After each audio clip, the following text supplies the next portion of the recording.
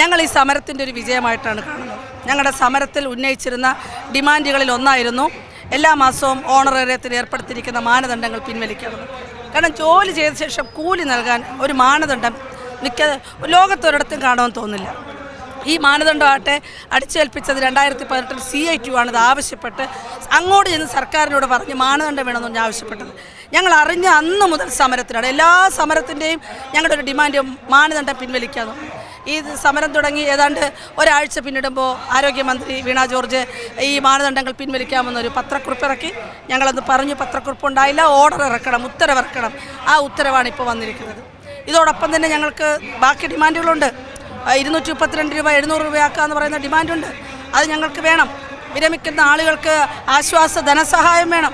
അത് പശ്ചിമ ബംഗാൾ പോലൊരു സംസ്ഥാനം, ഒരു ദരിദ്രമായ സംസ്ഥാനമാണ്. നമ്മൾ ഓർക്കണം, നമ്മുടേക്കാൾ ഇരട്ടി ജനസംഖ്യയുള്ള, ഇരട്ടിയിലധികം ആശാ വർക്കർമാരുള്ള ഒരു സംസ്ഥാനത്ത് സാധാരണ തൊഴിലാളികൾ 350 രൂപ വാങ്ങുന്ന തൊഴിലാളികൾ ഈ കേരളത്തിൽ വന്ന് 800 രൂപയ്ക്കും 1000-ഉം 1200 പണിയെടുക്കുമ്പോൾ ആശാ വർക്കർമാർക്ക് അവിടെ 5 ലക്ഷം കൊടുക്കുകയാണ് വിരമിക്കൽ ആനുകൂല്യം.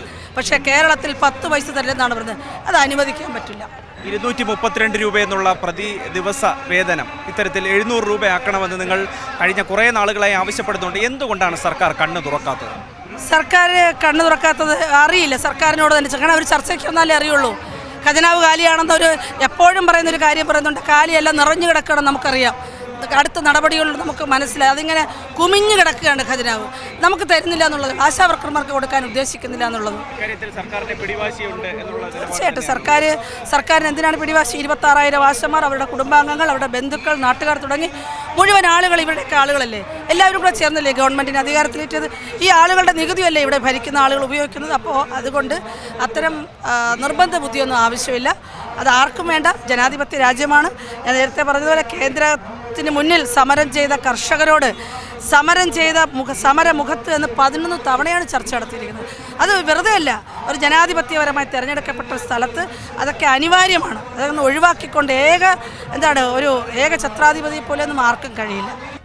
പുതിയ വാർത്തകളും വിശേഷങ്ങളും ഇനി വിരൽ തുമ്പിൽ. എല്ലാ ഡിജിറ്റൽ പ്ലാറ്റ്ഫോമുകളിലും ഇപ്പോൾ സീ മലയാളം ന്യൂസ് ലഭ്യം.